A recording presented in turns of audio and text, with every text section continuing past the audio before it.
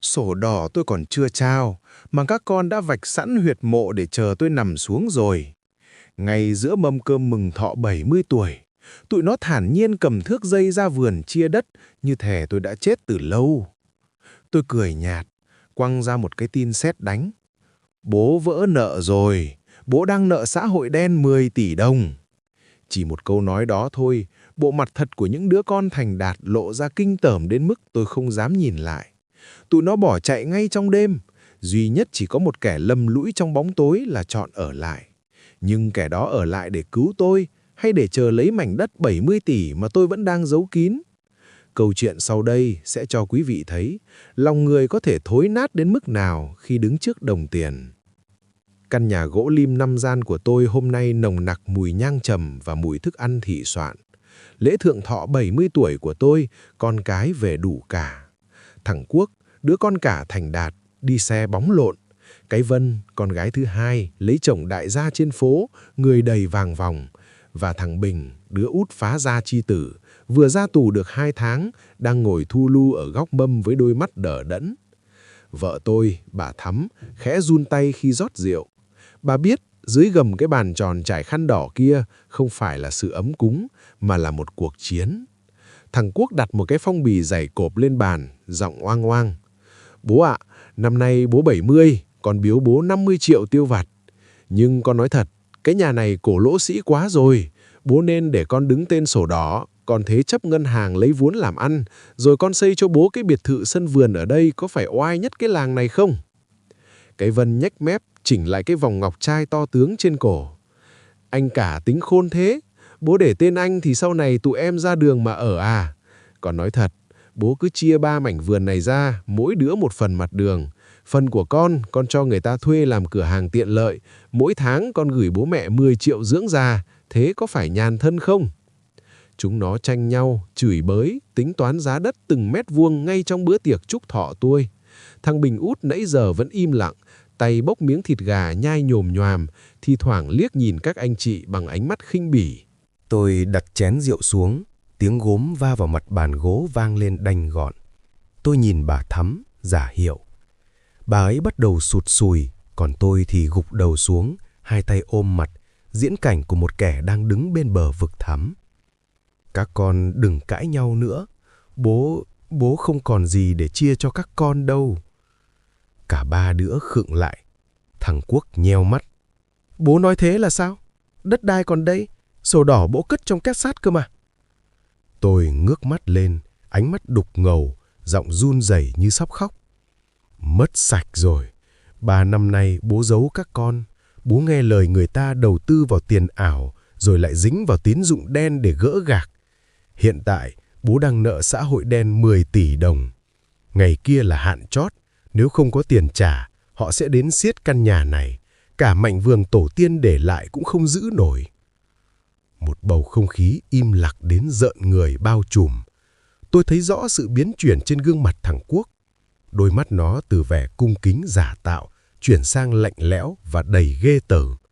Nó đứng bật dậy, đẩy cái ghế ra phía sau, làm nó đổ dầm xuống sàn. 10 tỷ? Bố điên rồi à? Ở cái tuổi này bố còn chơi tiền ảo? Bố có biết 50 triệu con vừa đưa cho bố là tiền mồ hôi nước mắt của con không? Nó thỏ tay, giật phát cái phong bì 50 triệu trên bàn, bỏ lại vào túi xách. Cái Vân cũng không kém cạnh. Nó đứng dậy phủi tay như vừa chạm vào một thứ gì đó bẩn thỉu. Trời đất ơi, thế là trắng tay à? Con đã định về đây lấy sổ đỏ đi vay cho chồng con làm ăn. Giờ bố bảo nợ 10 tỷ. Bố định để bọn con phải gánh nợ thay bố chắc. Con nói trước nhé, tiền ai vay, người đó trả. Còn không liên quan gì đến cái đống nợ của bố đâu. Nó quay sang chồng, thúc giục. Anh đâu, xách túi về. Ở đây thêm lúc nữa chủ nợ nó kéo đến nó chặt tay cả mình bây giờ. Chưa đầy 5 phút sau, tiếng xe ô tô nổ máy, khói bụi mịt mù ngoài cổng. Hai đứa con thành đạt của tôi biến mất như những bóng ma, không một lời hỏi han xem bố mẹ sẽ sống thế nào với số nợ khổng lồ đó. Chỉ còn thằng Bình. Nó vẫn ngồi đó, tay vẫn cầm cái đùi gà, nhìn tôi chân chân. Tôi nhìn nó, lòng tự nhủ. Chắc đứa này cũng chuẩn bị té nốt đây. Tôi thở dài. Bình à, con đi đi. Ở đây chỉ có nợ thôi, không có gì cho con đâu. Thằng Bình vứt cái xương gà xuống mâm. Nó lấy cái khăn trải bàn lau tay một cách thô kệch, rồi nhìn tôi bằng ánh mắt khó hiểu. Bố mẹ già rồi mà nghịch dại thế. 10 tỷ chứ có phải 10.000 đâu. Nó đứng dậy, đi vào buồng trong. Tôi và bà Thắm nhìn nhau, tưởng nó vào thu dọn quần áo để trốn chạy. Nhưng không, một lát sau, nó khệ nệ bê ra một cái bao tải nhỏ, ném bịch xuống giữa mâm cơm. Trong này có khoảng 300 triệu, tiền con tích cóp được từ hồi đi làm bốc vác sau khi ra tù, định bụng để dành cưới vợ. Bố cầm lấy mà trả trước cho người ta một ít. Còn cái nhà này, đứa nào đến xiết thì bước qua xác con đã. Con không có học, không có tiền như anh Quốc, chị Vân, nhưng con không để bố mẹ ra đường ở đâu. Tôi bàng hoàng. Đứa con mà tôi từng xấu hổ không dám nhắc tên với hàng xóm, đứa con mà tôi đã định gạch tên khỏi di chúc, lại là đứa duy nhất ném tiền ra khi tôi vỡ nợ. Nhưng tôi không được phép dừng lại ở đây. Màn kịch chỉ mới bắt đầu. Tôi cần biết tấm lòng của thằng Bình là thật, hay nó cũng đang muốn dùng 300 triệu này để đánh cược vào mảnh đất mà nó nghĩ tôi vẫn còn giấu giếm. Bình à, 300 triệu không thấm vào đâu cả. Ngày mai, chủ nợ sẽ đến đây đập phá. Con ở lại chỉ khổ thôi. Nó không nói gì, chỉ lẳng lặng đi ra sân, cầm lấy con dao phay thường ngày tôi dùng để chẻ củi. Nó ngồi ngay bậu cửa, mài dao xoèn xoẹt vào hòn đá mài. Tiếng kim loại va chạm với đá giữa đêm tối nghe lạnh lẽo và đầy sát khí. Tôi nhìn bà Thắm, khẽ gật đầu. Sáng mai, những con nợ giả danh mà tôi thuê sẽ xuất hiện. Trận chiến này tôi sẽ đẩy lên cao trào để xem đứa nào sẽ là người lộ mặt thật cuối cùng. Chào mừng quý vị và các bạn đến với kênh Chuyện Người Ta. Nếu đây là lần đầu tiên bạn ghé kênh và chưa đăng ký, thì hãy bỏ chút thời gian đăng ký kênh để ủng hộ chúng tôi nhé. Tiếng xích sắt lê trên cổng nhà kêu lên ken két như tiếng nghiến răng của quỷ dữ. Lũ đòi nợ đã đến, mang theo cả can xăng và những lời đe dọa thiêu sống cả nhà. Nhưng điều làm tôi rợn tóc gáy nhất không phải là đám giang hồ ngoài kia, mà là nụ cười của thằng Bình, đứa con út đang thản nhiên mài dao trong góc sân tối mịt. Nó nhìn tôi rồi nói, bố yên tâm, nếu hôm nay nhà mình phải cháy, con sẽ là người châm mồi lửa cuối cùng. Trời vừa hừng sáng, sương mù còn chưa kịp tan trên những ngọn cau, thì cái tĩnh lặng của làng quê đã bị phá nát bởi tiếng gầm rú của 3 chiếc xe máy phân khối lớn. 6 gã đàn ông xăm trổ đầy mình, mặt đằng đằng sát khí, nhảy xuống trước cổng nhà tôi. Chúng nó không gõ cửa, mà dùng chân đạp rầm rầm vào cánh cổng sắt đã rỉ sét. Ông Kiến đâu? Bước ra đây trả tiền. 10 tỷ đồng chứ không phải 10.000 đâu nhé. Định quỵt nợ của đại ca tao à? Tôi đứng trong nhà, tim đập thình thịch. Dù biết đây là những người tôi thuê đóng kịch, nhưng sự hung hãn của chúng khiến bà Thắm sợ đến mức ngã quỵ xuống sàn, tay bấu chặt vào gấu áo tôi. Tôi dìu bà dậy, khẽ thì thầm. Bà bình tĩnh, cứ làm theo kế hoạch. Tôi run rẩy bước ra sân, giả vờ như một lão già mất hết hồn vía. Chưa kịp mở miệng, một gã cầm đầu đã hất hàm, nhổ toẹt bãi nước miếng xuống đất. Sao? Tiền đâu? Đừng bảo là lão già này định dùng cái mạng héo này để thế nợ nhé. Đúng lúc đó, thằng Bình từ trong buồng bước ra. Nó vẫn mặc cái áo ba lỗ sờn rách, để lộ những vết sẹo dài trên cánh tay, dấu vết của những năm tháng lăn lộn trong tù và trên những công trường bốc vác. Nó không nói không rằng, lẳng lặng cầm con dao phay bước đến đứng chắn trước mặt tôi. Ánh mắt nó nhìn lũ giang hồ lạnh ngắt, không một chút sợ hãi. Các anh cứ bình tĩnh, bố tôi già rồi, có gì thì nói với tôi. 10 tỷ là số tiền lớn, cần có thời gian để thu xếp. Gã cầm đầu cười hô hố, chỉ tay vào mặt Bình. À, thì ra là thằng con vừa ra tù. Nghe danh mày cũng lì lợm đấy. Nhưng 10 tỷ này là nợ máu, không có thời gian đâu. Một là nộp tiền, hai là cái nhà này sẽ thành đống tro tàn. Thằng Bình không lùi bước, nó giơ con dao lên, giọng nói trầm đục nhưng chứa đựng sức nặng ngàn cân. Các anh cứ thử bước qua vạch vôi kia xem. Tôi không có 10 tỷ, nhưng mạng của tôi thì có một cái. đổi 1 mạng của tôi, lấy 1-2 mạng của các anh, tôi thấy mình vẫn lãi. Bọn đòi nợ giả vờ chùn bước trước sự liều mạng của thằng Bình. Chúng nó chửi thề vài câu, ném 1 can xăng, thực chất là nước lã pha màu, vào góc sân, rồi hậm hực lên xe phóng đi, không quên để lại lời đe dọa. Chiều nay không có 2 tỷ trả trước, chúng mày cứ chuẩn bị quan tài đi. Đám hàng xóm xung quanh nãy giờ nép sau cánh cửa, giờ mới dám thò đầu ra bàn tán xôn xao. Những lời lẽ cay nghiệt bắt đầu bay tới tấp vào tai tôi và bà Thắm. Người ta bảo tôi già rồi còn dại, bảo nhà tôi phúc đức mỏng nên con cái mới phá phách nợ nần. Tôi nghe mà lòng đắng ngắt, nhưng đau nhất vẫn là cuộc điện thoại ngay sau đó từ thằng Quốc, đứa con cả. Tôi bấm loa ngoài để cả bà Thắm và thằng Bình cùng nghe. Đầu dây bên kia, giọng thằng Quốc lạnh lùng như người dưng nước lã. Bố ạ, con vừa nghe người ta nói giang hồ đến tận nhà đòi nợ. Con nói thẳng với bố, con đang đứng trước đợt đề bạt lên chức giám đốc chi nhánh. Chuyện nợ nần của bố mà vỡ lở ra, ảnh hưởng đến uy tín của con thì coi như xong đời. Bố làm ơn đừng gọi cho con nữa, cũng đừng bảo ai là con của bố. Con sẽ gửi về cho bố 5 triệu đồng để bố mẹ ăn uống qua ngày, coi như con trả nghĩa sinh thành lần cuối. Từ giờ, con đoạn tuyệt quan hệ với gia đình này để bảo vệ sự nghiệp của con. Tôi chưa kịp trả lời thì tiếng tút tút dài dằng dặc đã vang lên. Bà Thắm òa khóc nức nở. Bà không tin nổi đứa con mình từng thắt lưng buộc bụng nuôi ăn học thành tài, lại có thể thốt ra những lời cạn tình đến thế. Chưa dừng lại ở đó, cái Vân, con gái thứ hai của tôi, gửi một tin nhắn ngắn gọn vào máy mẹ nó. Mẹ ơi, nhà chồng con biết chuyện bố nợ xã hội đen 10 tỷ, họ đang đòi đuổi con về ngoại.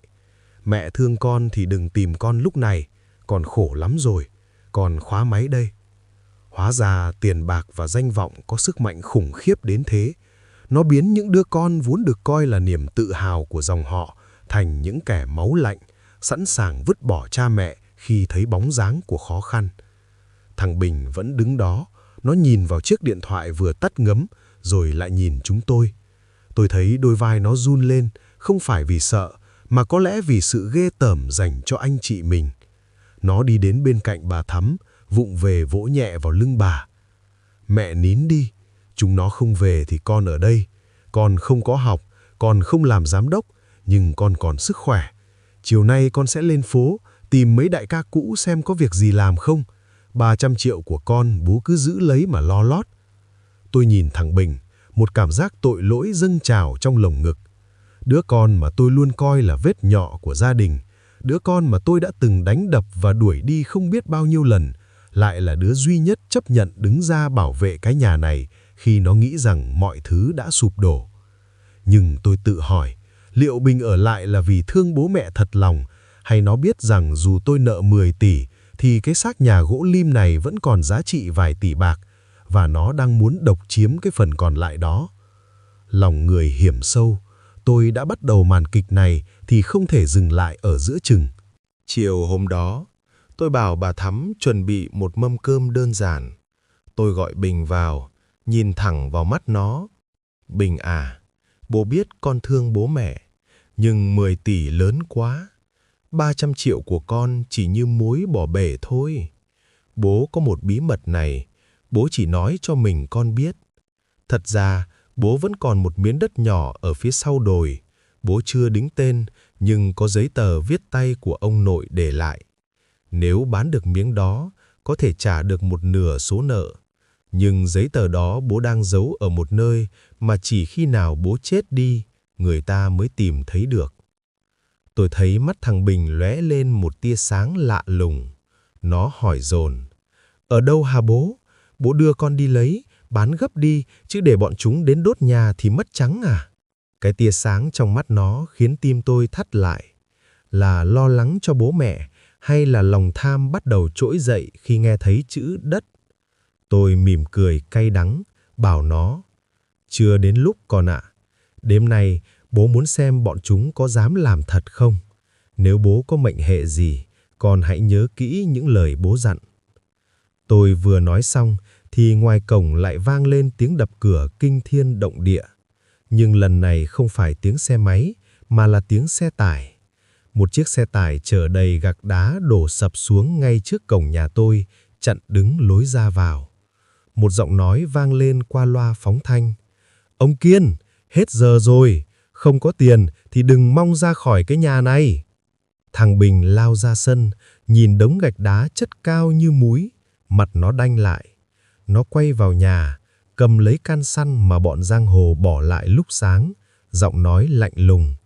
Bố mẹ vào nhà đóng chặt cửa lại, để con giải quyết với chúng nó. Tôi đứng trong bóng tối, nhìn bóng lưng cô độc của thằng con út dưới ánh hoàng hôn đỏ rực như máu. Màn kịch đã lên đến đỉnh điểm, và tôi biết đêm nay sẽ là đêm phán xét cuối cùng cho tất cả những sự thật giả tạo đang bao trùm lấy gia đình này.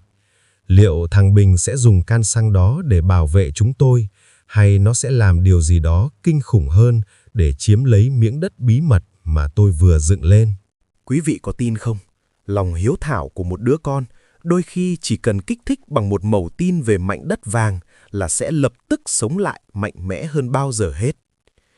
Tôi chỉ mới vờ để lộ ra thông tin về kho báu cuối cùng mà hai đứa con vừa dứt tình đoạn nghĩa hôm qua đã vội vã lao về như những con thiêu thân thấy ánh đèn. Nhưng chúng không biết rằng cái ánh sáng ấy không phải là hào quang của sự giàu sang, mà là ngọn lửa hỏa thiêu chút liêm sỉ cuối cùng mà chúng còn sót lại. Sáng sớm hôm sau, tôi cố ý đi ra gốc đa đầu làng, vờ như tình cờ gặp bà Tám bán nước, cái đài phát thanh nhanh nhất vùng này. Tôi ngồi xuống, thở dài thườn thượt, mặt mày ủ rũ, nhưng lại cố tình nói vừa đủ để bà ấy nghe thấy. Bà Tám ạ, tôi khổ quá, nợ nần bủa vây, nhưng cái lương tâm tôi không cho phép tôi bán đi mảnh đất 3 mẫu ở chân đồi mà tổ tiên để lại.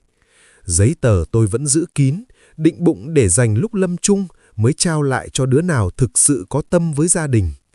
Mảnh đó giờ mà bán cho dự án khu công nghiệp sắp về chắc cũng phải được dăm 70 tỷ đồng. Nhưng giờ chắc tôi phải bán rẻ để trả nợ thôi, đời tôi coi như bỏ. Chỉ cần có thế, bà Tám trợn tròn mắt, tay ngừng hẳn việc rót trà. Tôi biết mẩu tin này sẽ bay nhanh hơn gió bão. Và đúng như dự đoán, chỉ 3 tiếng đồng hồ sau, tiếng động cơ ô tô lại gầm rú trước cổng nhà tôi. Chiếc xe sang trọng của thằng Quốc và chiếc xe 16 chỗ của chồng cái Vân cùng lúc đỗ xịch lại. Đống gạch đá mà đám đòi nợ đổ hôm qua vẫn còn đó. Chúng nó phải lội bộ vào, nhưng vẻ mặt không còn sự khinh khỉnh, ghẻ lạnh như hôm trước. Thằng Quốc lao vào nhà, mồ hôi nhễ nhại, nắm lấy tay tôi như chưa hề có cuộc chia ly. Bố sao thế? Sao chuyện lớn như mảnh đất 3 mẫu ở chân đồi mà bố không nói với con?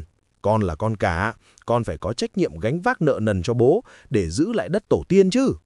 5 triệu hôm qua con gửi là để bố mẹ ăn sáng thôi, chứ con đã chuẩn bị sẵn 2 tỷ đây để trả trước cho bọn kia rồi. Cái Vân cũng lách người lên phía trước, giọng ngọt như mía lùi. Đúng đấy bố ạ, anh cả nói phải, con về bàn với nhà chồng rồi, chúng con sẽ huy động vốn để giúp bố trả nợ. Mảnh đất đó là mồ hôi nước mắt của ông bà, không thể để rơi vào tay người ngoài được. Bố đưa giấy tờ đây, con có quen bên công chứng, con làm thủ tục sang tên, rồi con đi vay ngân hàng trả nợ cho bố ngay trong ngày hôm nay. Tôi nhìn hai khuôn mặt đầy vẻ lo lắng giả tạo kia, lòng đau thắt lại. Nếu tôi không nói đến mảnh đất 10 tỷ, à không, là 70 tỷ kia, liệu chúng có thèm nhìn đến cái mạng già này không? Thằng Bình từ nãy giờ vẫn ngồi lu lu ở góc sân, trên tay vẫn cầm con dao phay. Nó ngước lên, nhếch mép cười một cách man dại. Ồ, anh cả với chị hai lại về à? Sao hôm qua bảo đoạn tuyệt quan hệ cơ mà? Sao bảo không muốn ảnh hưởng đến cái ghế giám đốc với danh giá nhà chồng cơ mà? Nghe thấy mùi đất là mũi thính thế. Thằng Quốc trừng mắt nhìn Bình. Mày biết cái gì mà nói? Tao là anh cả, tao có quyền quyết định. Mày là cái thằng phá gia chi tử, biết gì về việc giữ gìn tài sản của bố mẹ? Giữ gìn hay là cướp đoạt? Thằng Bình đứng dậy, tiến lại gần thằng Quốc, mũi dao phay sáng loáng dưới ánh mặt trời. Tao tuy đi tù, nhưng tao biết đạo lý. Bố mẹ đang nợ 10 tỷ, tụi bay có giỏi thì ném tiền ra đây mà trả. Đừng có hòng động vào cái tờ giấy tờ nào khi tao còn đứng ở đây. Cái Vân gào lên. Thằng này điên rồi bố ơi, nó định chiếm một mình đấy, bố đừng tin nó. Đúng lúc cuộc cãi vã đang lên đến đỉnh điểm thì đám giang hồ lại xuất hiện. Lần này, chúng nó mang theo cả những chai nhựa chứa đầy chất lỏng màu vàng nhạt, mùi xăng bốc lên nồng nặc. Gã cầm đầu hét lớn: "Hết giờ, 2 tỷ đâu? Nếu không có tiền, tao sẽ tưới xăng đốt xách cái nhà này." Thằng Quốc và cái Vân tái mét mặt mày. Chúng nó lùi lại phía sau tôi, miệng thì hô hào: "Các anh cứ bình tĩnh, tiền có đây rồi." Nhưng tay thì không đứa nào chịu rút ví ra. Gã giang hồ vung tay, một chai xăng bay vèo vào giữa sân, vỡ tan tành. Gã rút bật lửa, ngọn lửa nhỏ bùng lên trên đầu ngón tay gã. Tao đếm đến 3, 1, 2. Thằng Quốc run cầm cập, nó đẩy tôi về phía trước như một tấm lá chắn. Bố đưa giấy tờ đất cho con nhanh lên để con đưa cho tụi nó làm tin. Nhanh lên không nó đốt nhà bây giờ. Cái Vân thì khóc lóc, níu lấy vai tôi. Bố ơi, mạng sống là quan trọng nhất. Bố đưa giấy tờ cho anh cả đi. Con xin bố đấy. Giữa cái khoảnh khắc sinh tử giả tạo ấy, chỉ có thằng Bình là hành động khác biệt. Nó không nhìn vào túi áo tôi để tìm giấy tờ. Nó cũng không lùi lại. Nó lẳng lặng cầm lấy cái can nước lã ở góc sân, dội thẳng vào đám xăng dưới đất, rồi lao ra chặn ngay trước cửa, đối mặt với ngọn lửa trên tay gã giang hồ. Đốt đi! Bình gầm lên. Tao chết cùng cái nhà này, nhưng 1 phân đất của bố mẹ tao, chúng mày cũng đừng hòng đụng tới. Tôi đứng lặng người nhìn 3 đứa con. Một đứa dùng tôi làm bia đỡ đạn, một đứa hối thúc tôi giao nộp tài sản, và một đứa sẵn sàng chết cháy để bảo vệ những gì còn sót lại của gia đình. Sự thật hiển hiện rõ ràng hơn bao giờ hết. Logic của lòng người dưới áp lực của cái chết và đồng tiền đã bộc lộ tất cả những vết sạn dơ bẩn nhất. Tôi khẽ thở dài, bước lên phía trước, nắm lấy cánh tay đang run rẩy của thằng Bình. Tôi nhìn thẳng vào thằng Quốc và cái Vân. Giọng tôi giờ đây không còn run rẩy nữa, mà đanh thép như tiếng chuông chùa. Các con bình tĩnh, giấy tờ đất bố không để ở đây. Bố để nó ở trong ngôi mộ tổ của ông nội ở ngoài cánh đồng. Chỉ có bố biết chính xác nó nằm ở vị trí nào dưới lớp gạch. Mắt thằng Quốc và cái Vân sáng rực lên. Thằng Quốc lập tức nói: "Thế thì đi thôi bố, con lấy xe chở bố ra đó ngay, phải lấy trước khi tụi này phá nát nơi đó." Tôi gật đầu, ra hiệu cho chúng ra xe, nhưng tôi quay lại, nói với thằng Bình một câu đầy ẩn ý. "Bình, con ở lại trông mẹ. Nếu bố không về, con hãy cứ sống đúng như những gì con đã làm hôm nay." Chiếc xe lao đi trong màn cát bụi. Tôi ngồi giữa 2 đứa con hiếu thảo, nghe chúng bàn tính về việc sau khi lấy được giấy tờ sẽ phân chia thế nào, bán cho ai và làm sao để giải quyết đống nợ 10 tỷ mà không mất một đồng tiền túi nào. Chúng nó còn trẻ, nhưng tâm địa đã già cỗi và thối nát hơn cả những gốc cây khô. Chúng nó không biết rằng, ngoài cánh đồng kia, không có giấy tờ đất nào cả. Thứ đang chờ đợi chúng ở ngôi mộ tổ là một sự thật sẽ khiến chúng phải quỳ xuống mà hối hận cả đời. Giữa nghĩa trang lạnh lẽo, khi 2 đứa con tôi đang điên cuồng bới đất trên mộ tổ để tìm tờ giấy lộn trị giá 70 tỷ, tôi chợt nhận ra mình đã nuôi dạy 2 con quỷ chứ không phải con người. Quý vị à, khoảnh khắc chiếc xẻng chạm vào lớp gạch lạnh ngắt trên nắp mộ cũng là lúc tôi quyết định khai tử tình thâm, biến 10 tỷ nợ ảo thành bản án chung thân cho sự tham lam của chúng nó. Đêm nay, tôi không chỉ tìm thấy sự thật, mà tôi còn tìm thấy lại linh hồn của chính mình sau bao năm bị mù quáng bởi 2 chữ gia đình. Gió ngoài cánh đồng thổi lồng lộng, mang theo cái lạnh len lỏi vào từng thớ thịt. Thằng Quốc và cái Vân không đợi được đến lúc trời sáng, chúng nó dùng đèn pin điện thoại soi rọi khắp ngôi mộ của ông nội. Tiếng xẻng sắt đâm vào đất nghe sàn sạt, những nhát đào mạnh bạo và dứt khoát, như thể dưới kia không phải là xương cốt của tổ tiên, mà là một hũ vàng ròng đang chờ đợi chúng. Thằng Quốc vừa thở hồng hộc, vừa quát cái Vân. "Cô đào bên kia đi, bố bảo bố giấu trong kẽ lạch cơ mà, sao tìm mãi không thấy?" Cái Vân không màng đến bộ váy hàng hiệu hay đôi bàn tay được chăm sóc kỹ lưỡng, nó quỳ thụp xuống đất, móng tay cào cấu vào những lớp rêu xanh bám trên thành mộ. "Anh cứ từ từ, có khi bố lú lẫn nhớ nhầm chỗ cũng nên. Bố ơi, bố nhìn kỹ lại đi, bố giấu ở chỗ nào? 70 tỷ đấy bố ạ. Chậm 1 phút là bọn xã hội đen nó thiêu cháy nhà mình đấy." Tôi đứng đó, bóng tối bao trùm lấy gương mặt già nua của mình. Nhìn 2 đứa con đang điên cuồng lục lọi nơi yên nghỉ của người đã khuất, lòng tôi không còn đau đớn nữa, mà là một sự trống rỗng đến tận cùng. Tôi tiến lại gần, chỉ tay vào một viên gạch nhô ra ở phía cuối chân mộ. Ở đó, dưới viên gạch đó có một cái hộp sắt. Thằng Quốc như vớ được vàng, nó dùng hết sức bình sinh cạy viên gạch lên. Một chiếc hộp sắt ghì sét hiện ra. Hai đứa nó lao vào tranh giành, suýt chút nữa là đè cả lên mộ ông nội. Thằng Quốc dùng tay giật mạnh chiếc hộp, run rẩy mở nắp. Bên trong không có tờ giấy chứng nhận quyền sử dụng đất nào cả. Chỉ có một lá thư viết tay bằng mực tím đã nhòa và một tấm ảnh cũ kỹ chụp ba anh em chúng nó hồi còn nhỏ, lúc đang chia nhau một củ khoai nướng giữa mùa đông giá rét. Mặt thằng Quốc biến sắc từ đỏ sang xám xịt, rồi trắng bệch. Nó gào lên. Cái gì thế này? Giấy tờ đâu? Bố lừa bọn con à? Đất đâu? 70 tỷ của con đâu? Cái Vân giật lấy lá thư, đọc ngấu nghiến, rồi ném mạnh xuống đất. Bố điên rồi. Bố đưa bọn con ra đây để diễn trò tình cảm mà. Bố có biết thời gian của con là vàng là bạc không? Bố có biết vì đống nợ của bố mà con sắp bị nhà chồng tống ra khỏi cửa không? Tôi lẳng lặng nhặt lá thư lên, phủi sạch bụi đất trên tấm ảnh. Tôi nhìn chúng nó, ánh mắt sắc lẹm như dao. Đúng, tôi lừa các con. Không có mảnh đất 3 mẫu nào ở chân đồi cả. Cũng không có 70 tỷ nào sắp về dự án. Nhưng nợ 10 tỷ là có thật. Và người đứng chủ nợ không phải là giang hồ, mà chính là tôi. Đúng lúc đó, từ trong bóng tối của những lùm cây đại thụ quanh nghĩa trang, 6 gã giang hồ lúc chiều bước ra. Nhưng lần này, chúng không cầm can xăng hay dao dựa. Chúng đứng nghiêm chỉnh, đồng thanh chào tôi. Thưa bác, chúng cháu đã hoàn thành nhiệm vụ. Thằng Quốc và cái Vân đứng hình, miệng há hốc không thốt nên lời. Gã cầm đầu đám đòi nợ tháo lớp khẩu trang và kính đen ra. Đó chính là chú Bình, một người bạn chiến hữu cũ của tôi trên thành phố, giờ đang là chủ một công ty bảo vệ lớn. Tôi nhìn hai đứa con, giọng nói vang vọng giữa không gian tĩnh mịch. 10 tỷ mà tôi nói, chính là cái giá mà tôi đã bỏ ra để mua lại lòng hiếu thảo của các con bấy lâu nay. Tôi đã giả vờ phá sản, giả vờ nợ nần để xem trong lúc hoạn nạn, đứa nào sẽ là người nắm lấy tay cha mẹ, đứa nào sẽ là người đẩy cha mẹ xuống vực. Và kết quả, các con thấy rồi đấy. Thằng Quốc, con sẵn sàng đoạn tuyệt quan hệ để bảo vệ cái ghế giám đốc. Cái Vân, con lo cho cái danh giá nhà chồng hơn là mạng sống của bố mẹ. Các con đào mộ ông nội lên không phải để cứu tôi, mà là để cứu cái túi tiền tham lam của chính mình. Thằng Quốc lắp bắp, cố gắng vớt vát.